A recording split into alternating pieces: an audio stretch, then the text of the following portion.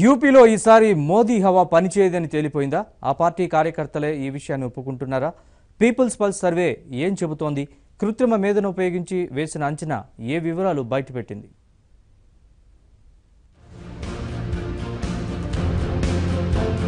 2014లో జరిగిన సార్వత్రిక ఎన్నికల్లో ఉత్తరప్రదేశ్లో కనిపించిన మోదీ ప్రభంజనం ఇప్పుడు లేదని పీపుల్స్ పల్స్ సర్వేలో తేలిపోయింది. ఫలితంగా గత ఎన్నికలతో పోలిస్తే అక్కడ బీజేపీ అత్యధిక స్థానాలు కోల్పోయే అవకాశాలున్నాయని వెల్లడైంది. 2014లో బీజేపీ 73 లోక్సభ స్థానాలు గెలుచుకుంది. ఆ తర్వాత 3 ఏళ్లకు జరిగిన అసెంబ్లీ ఎన్నికల్లో కూడా బీజేపీ 325 స్థానాలు గెలుచుకుంది. కానీ ఈసారి ప్రధాన ప్రతిపక్ష పార్టీలైన ఎస్పీ, బీఎస్పీ రాష్ట్రీయ లోక్దళ్తో పొత్తు పెట్టుకుని బలమైన కూటమిగా రంగంలోకి దిగాయి. అటు మునుపటి హవా తగ్గడంతో బీజేపీ యూపీలో దెబ్బతినే అవకాశం చాలా ఎక్కువని పీపుల్స్ పల్స్ విశ్లేషించింది. గత ఎన్నికల్లో గెలిచిన బీజేపీ అభ్యర్థుల్లో అత్యధికులు మోదీ ప్రభంజనం వల్ల గెలిచిన వారే. ఇప్పటికీ వారి స్థానాల్లో బీజేపీ మంచి అభ్యర్థులను కనిపెట్టలేకపోయింది. ఎక్కువ చోట్ల సిట్టింగ్లనే తిరిగి పోటీలో దించింది.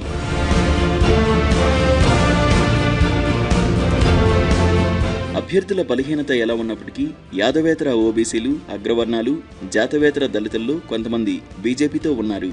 అదేవిధంగా కొన్ని ప్రాంతాల్లో తప్ప రాజపుత్రులు, బ్రాహ్మణులు, ఠాకూర్లు, వైశ్యులు, త్యాగీలు తదితరులు బీజేపీ వైపు మొగ్గు చూపుతున్నారు.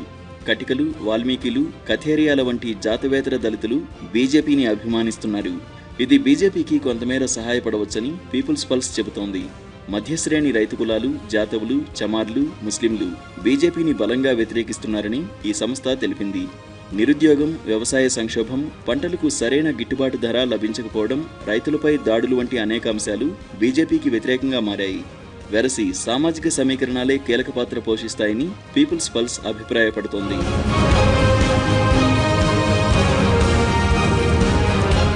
మరోవైపు నిజానికి ఏ సర్వే సంస్థకు ఖచ్చితమైన అంచనాకు వచ్చేందుకు అవసరమైన శాంపిల్స్ సేకరించేంత వ్యవస్థీకృత యంత్రాంగం లేదు.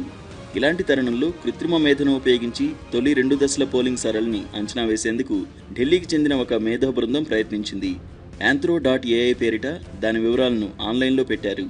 కీలకమైన ఉత్తరప్రదేశ్ పైనే Anthro.ai ప్రధానంగా దృష్టి పెట్టింది. 8 సీట్లకు జరిగిన 2వ దశ పోలింగ్ సరళిని తొలిసారిగా ఈ సంస్థ కృత్రిమ మేధతో అంచనా వేసింది. వీరి విశ్లేషణలో 3 అంశాలు వెలుగులోకి వచ్చాయి. 2014లో యూపీఏ వ్యతిరేక ఓటు మోదీ అనుకూల ఓటుగా మారి బీజేపీ అఖండ విజయానికి దోహదపడింది. ఇప్పుడు ఆ మోదీ అనుకూల ఓటు నేడు కనిపించట్లేదు. 2014లో మోదీకి ఓటేసిన అనేక వర్గాలు నేడు వేయట్లేదు. బలమైన నేత కావాలని కోరుకుంటున్న యువతరం బీజేపీకి ఓటేస్తున్న పరిస్థితి కొంతమేర ఉంది.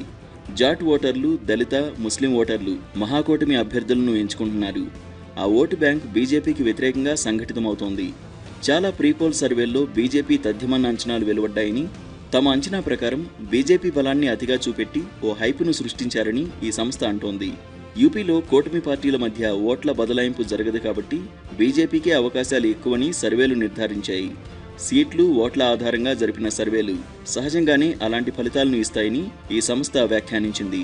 మధ్యాహ్నం దాటేసరికి ఆ కార్యకర్తలు ఈసారి మోదీ ప్రభంజనం లేదని బాహాటంగా చెప్పేస్తున్నారు.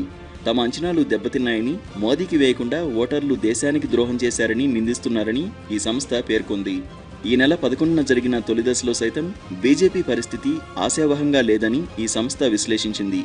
ఒక్క ఘజియాబాద్ను మాత్రమే ఈ సంస్థ బీజేపీకి ఇచ్చింది. మిగిలినవన్నీ మహాకూటమికే కట్టబెట్టింది.